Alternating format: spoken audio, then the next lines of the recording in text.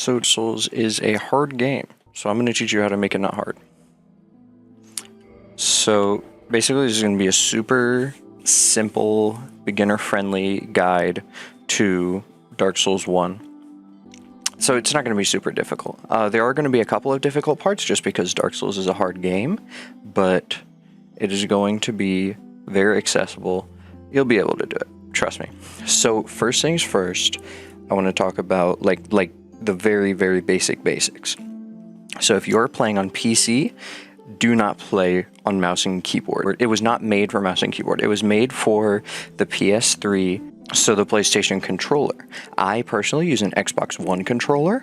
Xbox One or 360 or Series S, Series X, whatever kind of Xbox controller, any PlayStation controller, PS4 or PS5 probably would be better. Switch controller, Steam controller, whatever, just controller. Basically, controller is the bottom line. So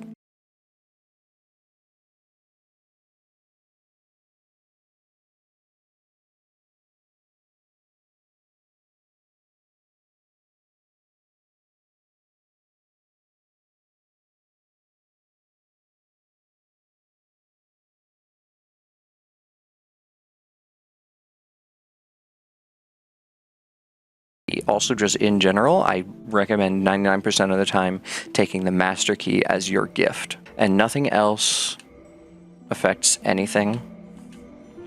So just make it however you want it to be. This is going to be my guy. His name is Greg. If you want, you can customize your character like a lot more. I'm just going to go with this guy. I'm going to be skipping cutscenes. I recommend you watch them if this is your first playthrough. If it's not, I don't care.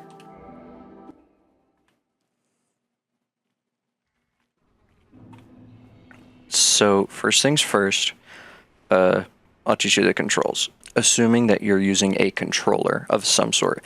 Left stick is move around, right stick is camera, like most games.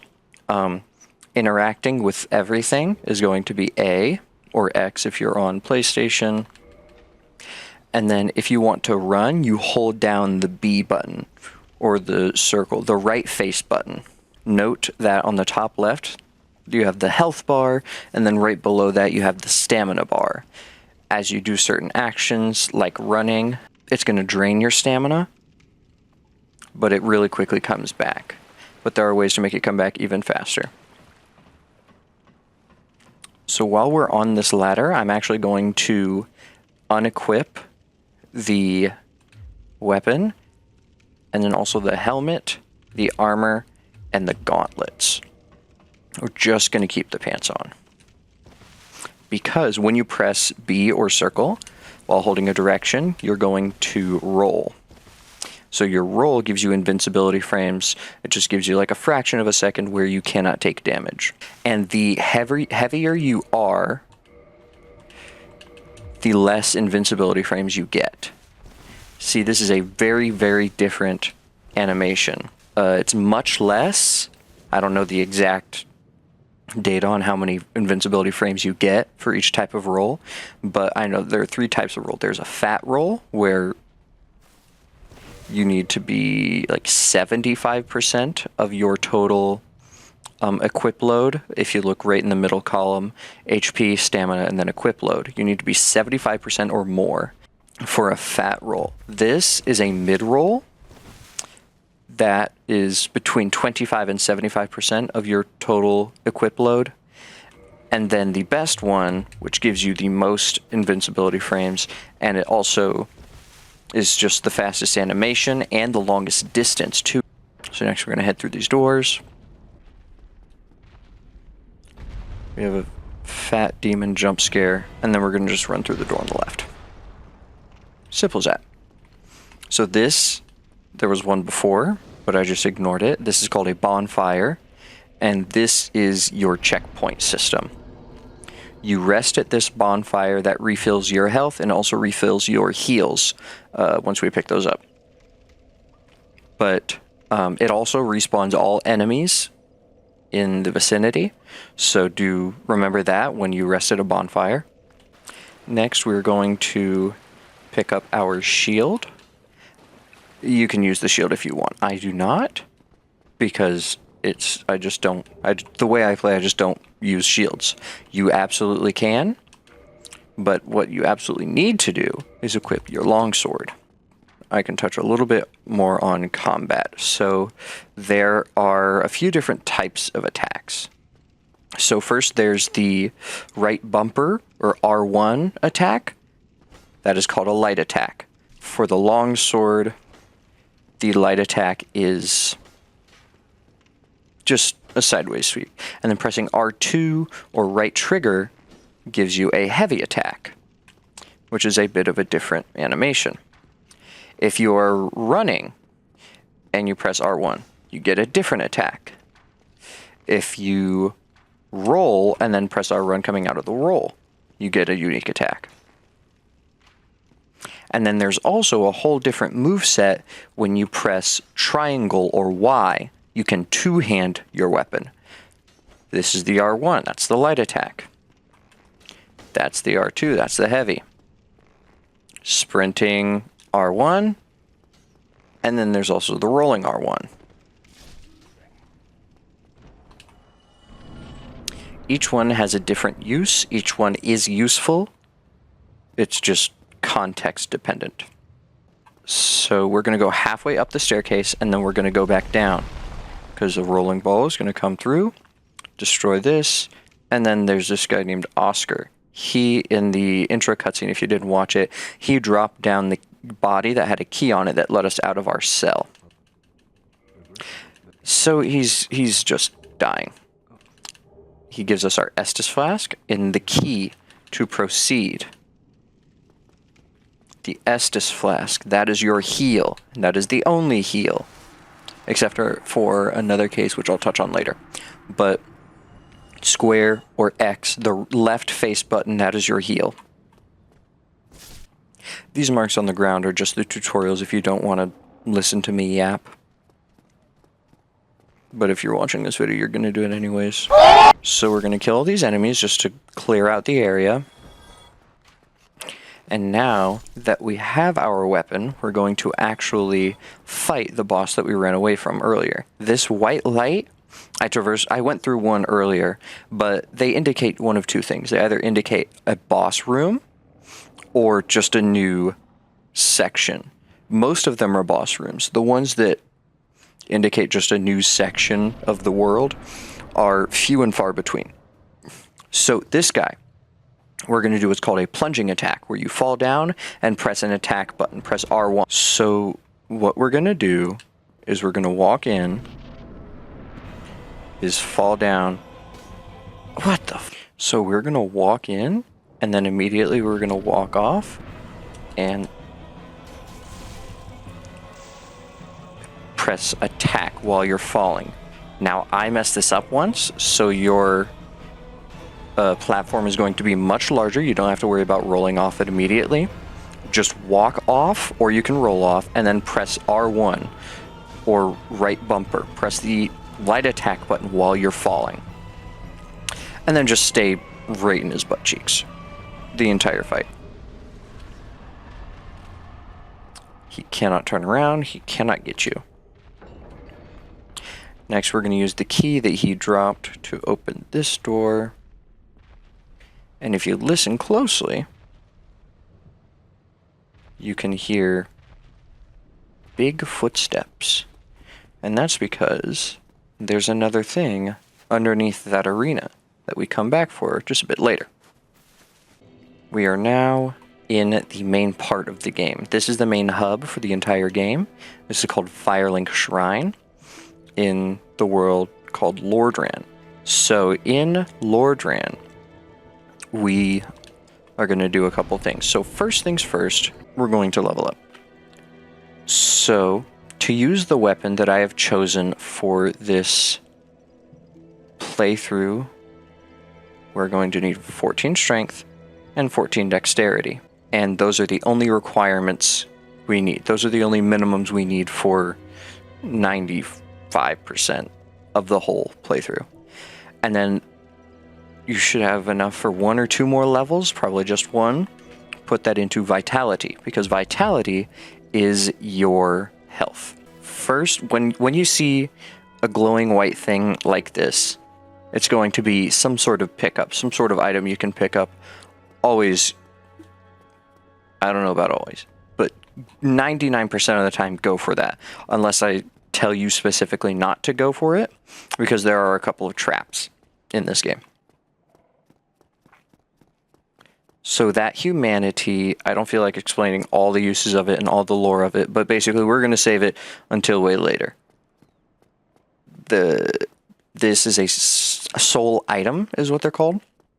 And when you use them, they just give you souls. Souls are currency. They are what you use to buy things from merchants, and they are what you use to level up. The tally in the bottom right of the screen is your soul counter. So we're opening this for the talisman. We're going to need the talisman quite a bit later.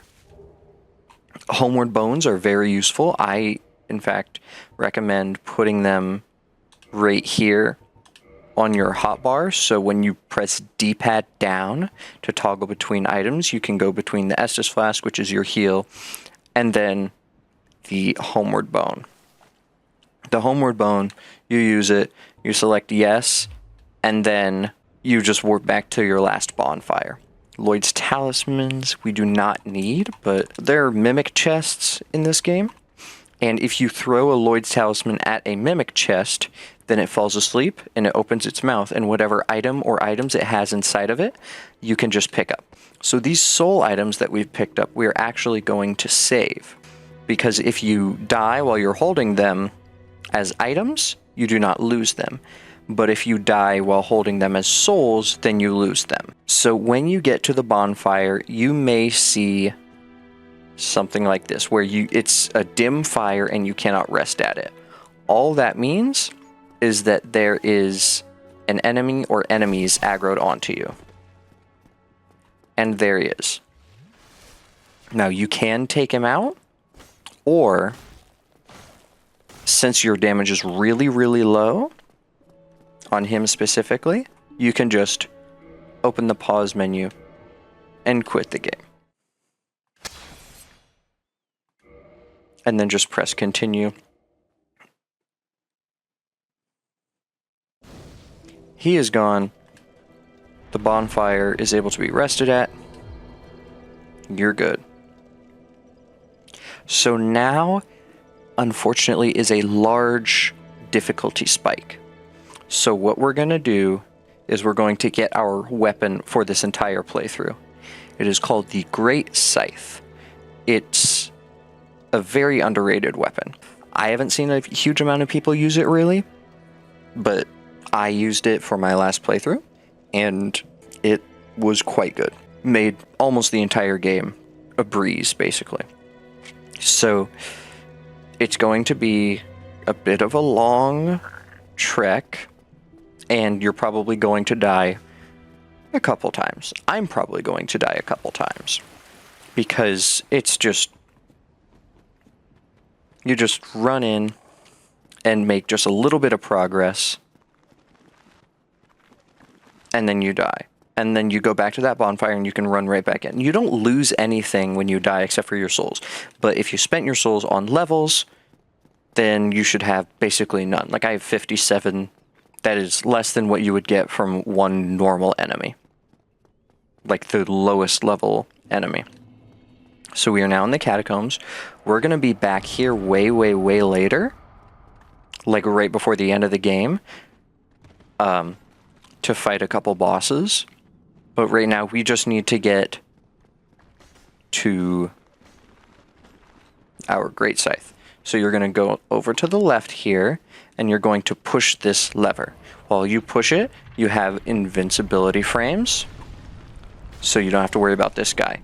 He can be killed, or you can be killed as well. See, like I said, dying is absolutely expected, and it's absolutely acceptable. What matters is that we did make progress by pressing that lever. That opens a door in the room that we were in right before we dove off to the side and died. So what we're going to do this time is go straight to the same spot. We're going to go forward through the door that opened after pressing that lever. And then it gets a little more convoluted, the path does, after that point. But I'm here to hold your hand. And remember, your roll gives you invincibility frames. Whenever you're feeling unsafe, roll. But don't just spam roll like this, because see, my stamina's gone. 3 rolls and your stamina bar is empty. So don't just spam roll. Try to time it so that your the middle of your roll animation is lined up with when you're going to get hit. So now we're going to go up to the right, through here. Okay, I may die here. That's okay. That's why you have your Estus flask. That's why it's so important to rest at bonfires, so you have more Estus flasks. So we're going to pop in here, to the left, all the way around, and then we're going to hug a right. Which are right there, we're going to go right at the archer. These skulls, do not linger near them. They will explode, they will kill you. Basically guaranteed that you will die instantly. We're going to push this lever now. Now I'm going to dodge off to the side to get a heal in real quick. Now we're going to go back. Now you see there was a vertical platform. Be careful, by the way, of those statues on the sides. Some of them have spikes. Just don't go close to any of them, okay? Okay. So we're going to go ahead right here. We're going to go up here. Once you get up here, quit out. Skeletons are gone. Perfect. Now, we are going to want to have this in. Patches, that guy up there, is a bad guy. He's very evil. He's no good. Once we get about halfway through this bridge, he's going to push that lever and he's going to flip it so we fall down to our death. So we're not going to let him do that. We're going to run straight forward, and do you see that little nook, that little rock that juts out on the right side? We're going to roll onto that. Run here, roll onto it. It's not that hard. If you miss it, that's okay.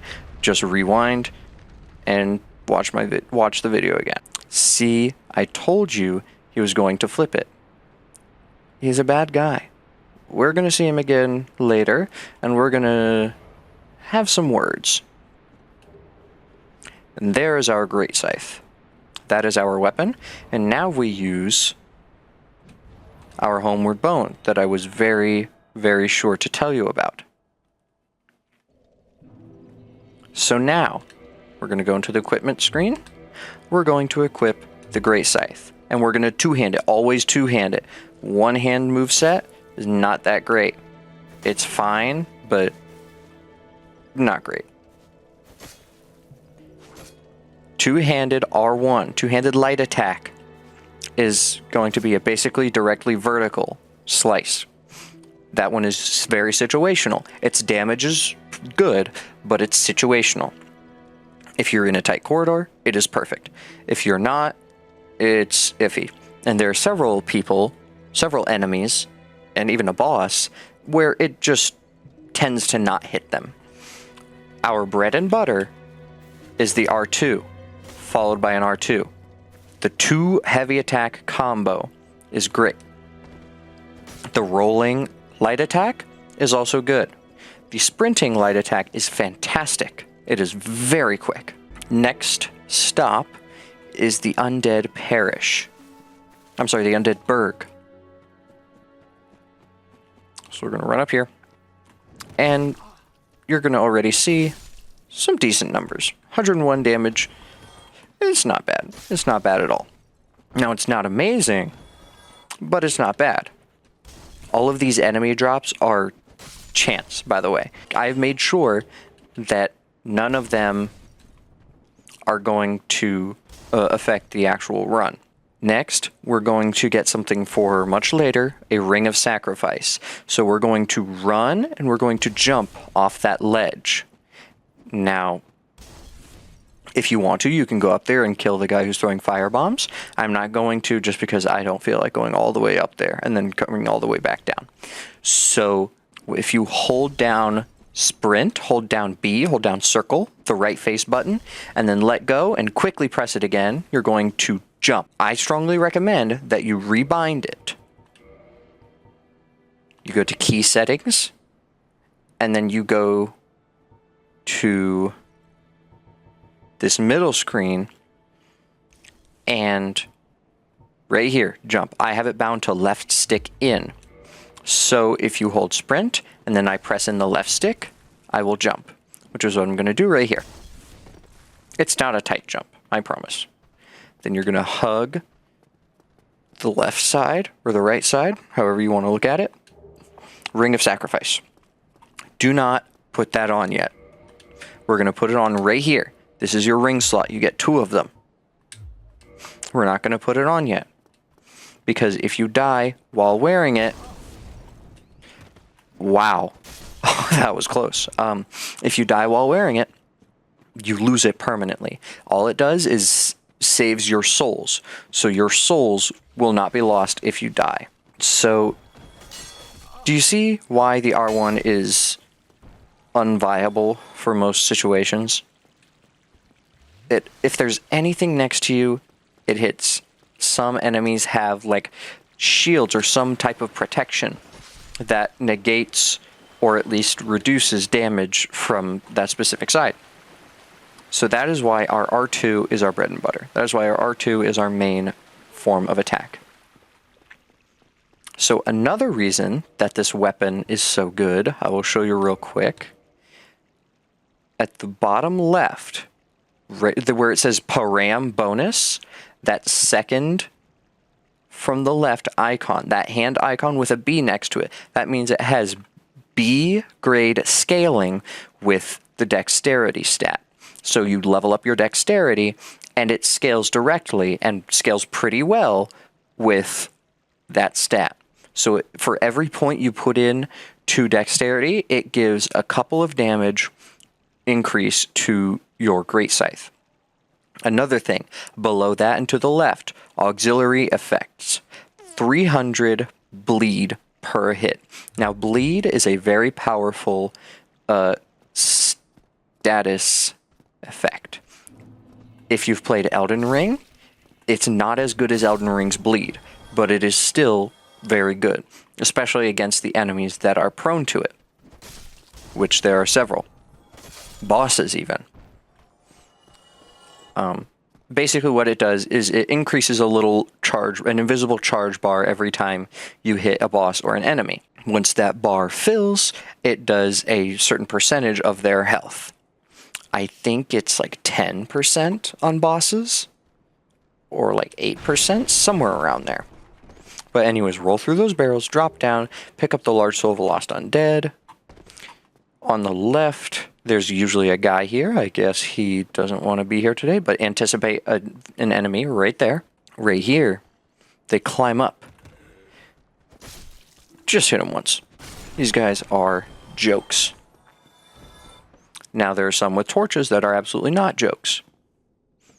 Speaking of jokes, this guy right here you can hit before he even climbs up, if I can get it. Jeez. There he goes. This guy right here, same deal. This guy does not want to fall off, so we gotta hit him. Same with this one. So next, once you get off the ladder, you're gonna go all the way down, and you're gonna pick up this one humanity. We are going to need, like I said, 30 of them. Actually, I don't know if I said the amount. We're gonna need 30 of them much later in the game. He must have snuck out from down there and somehow gotten up here. Traverse the white light. Behind Soul of a Lost Undead. Up here. Now, if you're close enough, there's a guaranteed stagger right there. And that is a precursor to that guy who will come back a bit later. It's not that much later, but for us it will be.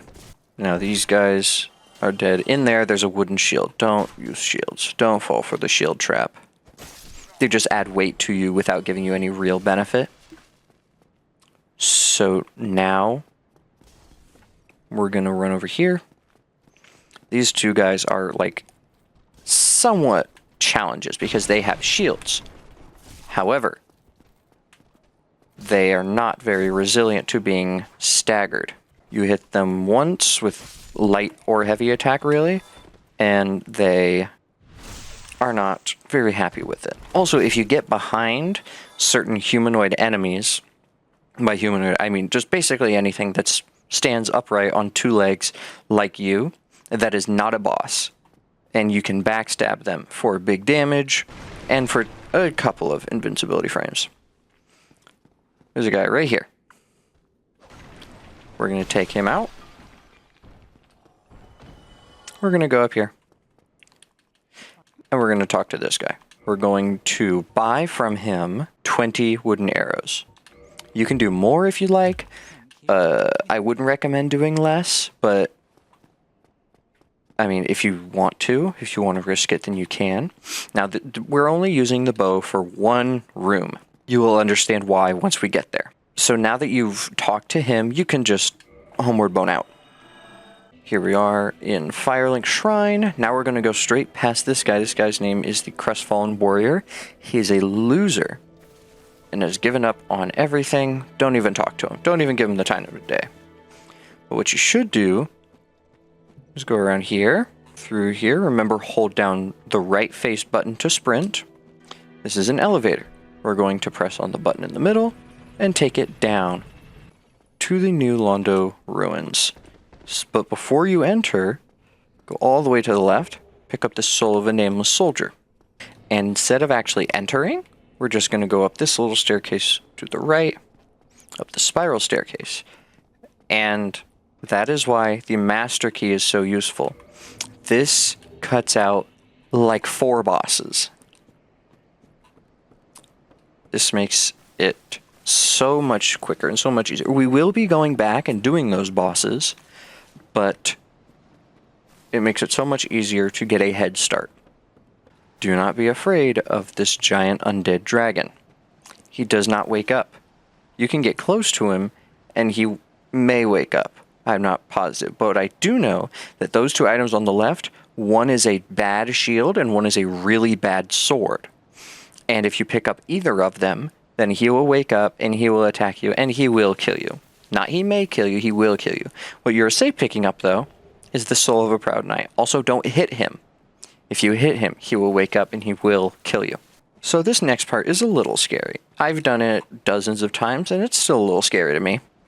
The slope that you have to stand on is very narrow, and this enemy is not narrow at all. So what we're going to do is we're going to sprint the whole time. We're going to stick pretty far to the left, and then once you see him stop and pull back, that means he's getting ready to blast his electricity breath. If you get caught in his wing, do not be afraid, just keep running. If you need to, pause right after, heal. Just run right past that guy. He's not going to do anything. Up here on the left, we have another elevator. And in this little cave, right after the elevator, we have a bonfire. So now, we're going to go into our inventory, and we're going to use all of our soul items. And now, I have almost 6,689 souls. We're going to spend them. You may not have exactly the same amount that I do, but you should have around the same amount. So we're going to get to 15 vitality, and that's it. 15 vitality for a little extra health, because our next challenge is going to be kind of challenging. That guy right there is called a Black Knight. He is very scary. He has a very powerful weapon. You can do this one of 2 ways. You can either fight him, which is what I'm going to do for a couple extra souls. all you have to do is like farm a couple normal enemies if you want to be the same amount of souls without having to fight him. But regardless whether you fight him or not, run to his left and pick up that grass crest shield. I'm going to hide back in the cave because he cannot enter the cave, and I'm going to equip the grass crest shield. I told you, shields are a scam in this game, and that is true. However, do you see that glowing green aura around us, and how right below the stamina bar there is 3 green arrows pointing upwards? That means that our stamina recovery speed is quite a bit faster. An added perk of the grass crest shield is that it's a shield. If you press left trigger or L2, you can parry. If you press R1 or right bumper, after parrying, you can riposte. Now the timing is not super forgiving. It's not like frame perfect or anything. Another thing you can do is do that. Stand inside the cave. Wait for him to come try and get you. He's going to run up towards you. He's going to get mad. I guess he's going to attack. And then he's going to walk backwards very slowly. He cannot do anything while he's walking backwards. If you get right behind him, and I mean like directly behind him. Right behind him, R1.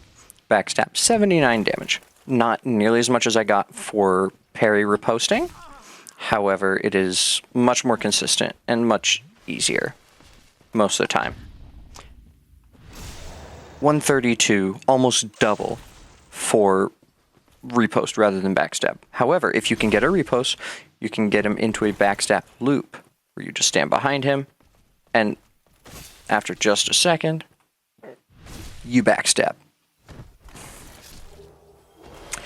That blue Titanite chunk does not matter. That's used for upgrading certain weapons. We're not going to need it. What matters is the souls that he gives you.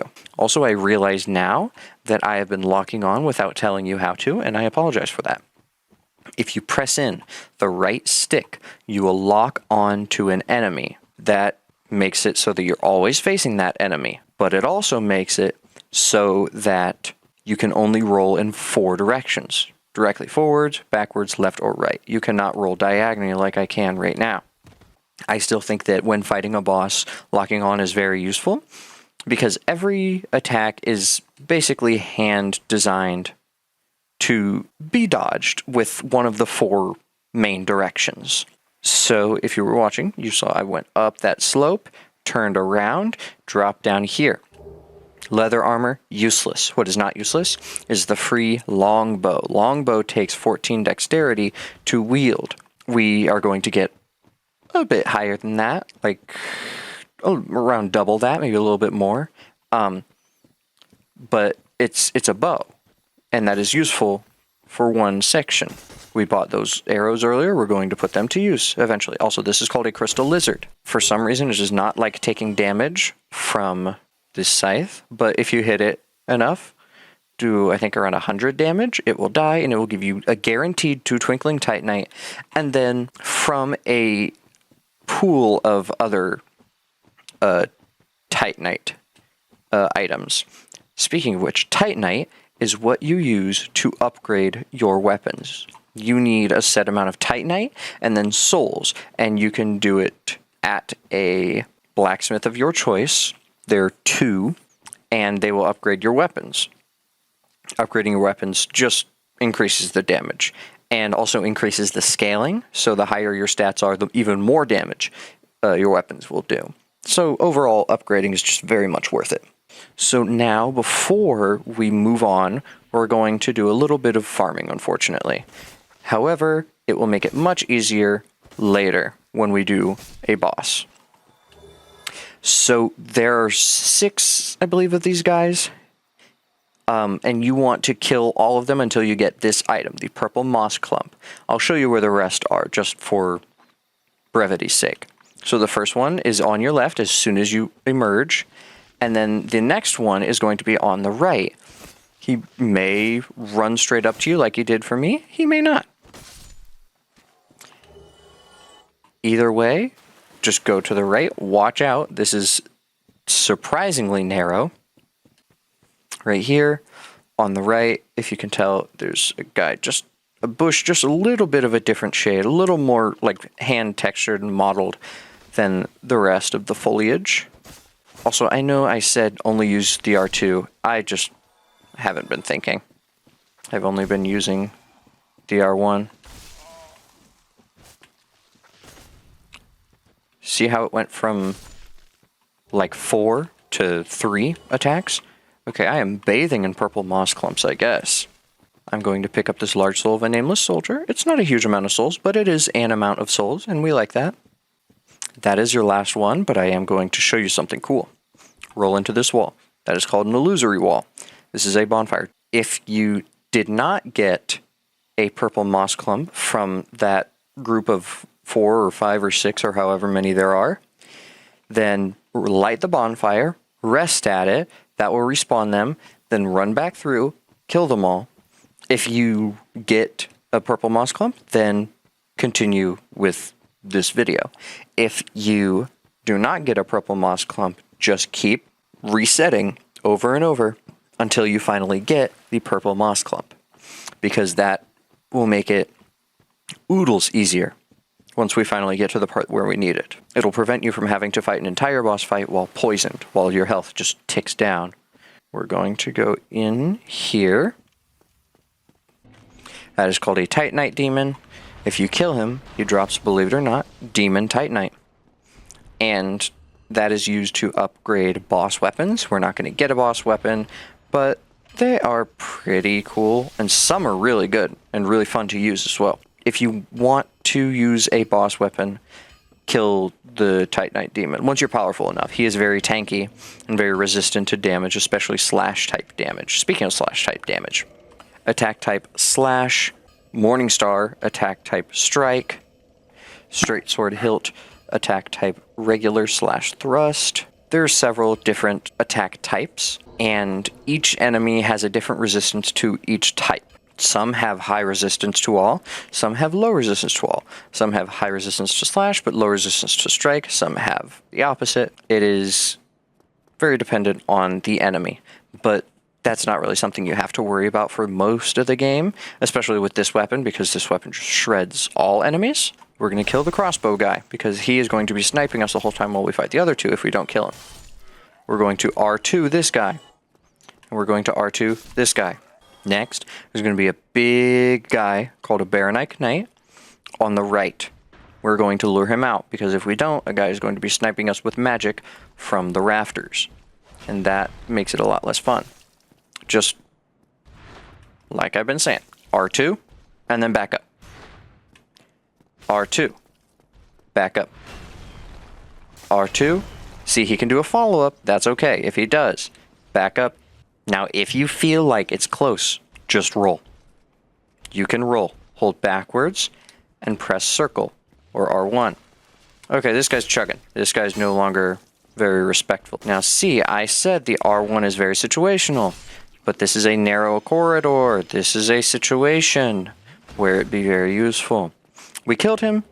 Not for that. That's a rare drop. That's cool, though. We also didn't kill him for his steel armor. That's crazy lucky. We killed him for the Titanite Shard.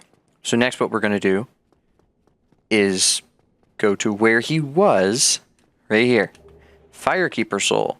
Firekeeper Souls are, lore-wise, pretty important.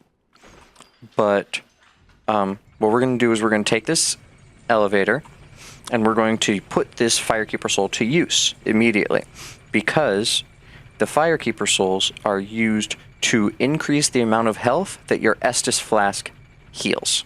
And it's by like 50%. It's notable. And by the end, we're going to have a decently sizable health bar. We're only going to get 2 out of 7 potential upgrades for our Firekeeper Soul, or for our Estus Flask using Firekeeper Souls, but it's more than enough. So this lady right here, we're going to talk to her, except she can't speak, so we're not doing a lot of talking to her. We're just kind of talking at her. There we have it. Upgraded Estus Flask. Now we're going to go right back to where we came from, take the elevator back up to the Undead Parish, and go back to that shirtless guy with the big beard that I did not address earlier. His name is Andre.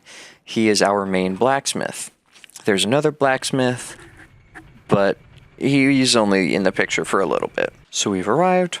We're just going to do exactly what we did last time in reverse. Run straight across, down the stairs, down even more stairs. And you may be thinking, we have 7,500 souls. Why are we not using them? Because we're going to use that money to purchase more Titanite shards and to upgrade our weapon a lot. So before we talk to him, we're going to pop this large soul of a nameless soldier just for an extra 1,000 souls. Talk to him. His name is Andre of Astora. And what we're going to do, we're going to purchase item. We're going to purchase 8 Titanite shards. No more and no less. Go to reinforced weapon.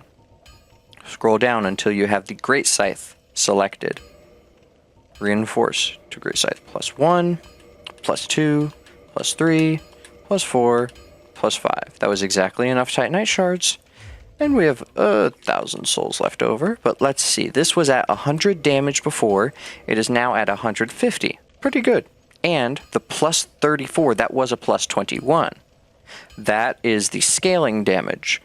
So, and we haven't increased our dexterity. So that means that the scaling increased quite a bit. So now what we're going to do is we're going to rest at the bonfire. And we're going to go fight the first major boss. It is not a super difficult fight, to be honest. It's 2 enemies at the same time, which is frustrating, but our damage output is pretty high, and they're pretty predictable, so it should not be terrible. This guy, bane of my existence, right here. Unless you get lucky with him just not attacking you. Oh, Titanite shard drop. That would be great. If we would have gotten it before, we spent 800 souls on one, but that's okay. This is a scary section because all these guys can basically two-shot you because they've all been buffed by that guy right there, the channeler. Okay, I managed to kill the channeler. That is fantastic. See what I mean by two-shot? But again, this is a narrow hallway. This is a good place to use the R1. Also, note how much our damage went up. We used to do 101 damage to them. Now we do 172 with an R1.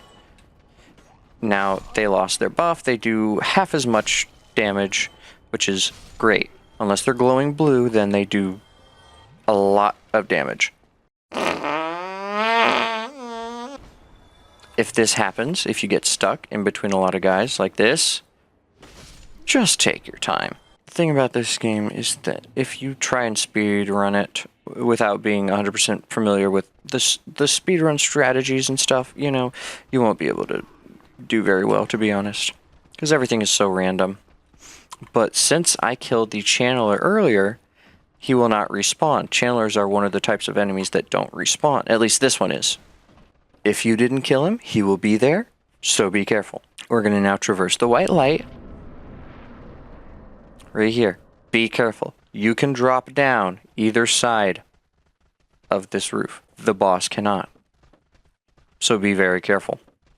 We're going to run forward, trigger the cutscene. I'm going to skip the cutscene. Roll.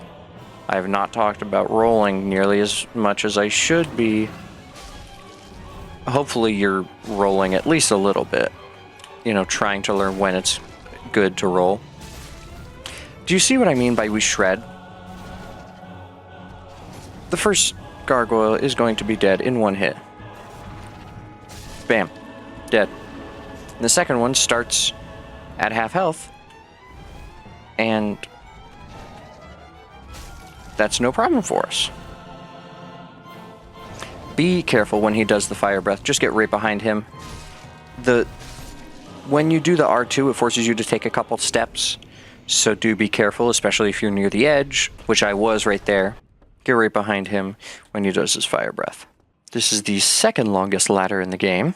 Then we have another much shorter ladder. I don't know if it's much shorter, actually, now that I look at it. We're going to ring the bell. That's bell number 1 of 2. So next, I'm going to Homeward Bone. I'm going to rest of the bonfire, level up. We're going to get our dexterity to 22. That should be your goal, is 22 dexterity, leaving the parish. If you're above that, fantastic. If you're below that, that's okay. There are plenty of places where you're able to farm souls. Literally everywhere, in fact. Everything respawns, basically. And see how much higher our damage output is? And I got a Titanite shard. Thank you, Miyazaki. Miyazaki's the guy who makes this game. After you've taken the elevator down, we're going to run all the way back to the Firelink Shrine bonfire. We're going to rest at it, and I'm going to call it there. So this has been part 1. Maybe the final part. If this gets like 4 views and 0 likes, then it'll probably be the final part. But hey, maybe I'll decide to make a part 2 someday. So if you did enjoy this video, whether it helped you or you just liked watching me play this game, leave a thumbs up. Subscribe if you want, I guess. Maybe the final part. If this gets like 4 views and 0 likes, then it'll probably be the final part. But hey, maybe I'll decide to make a part 2 someday. So if you did enjoy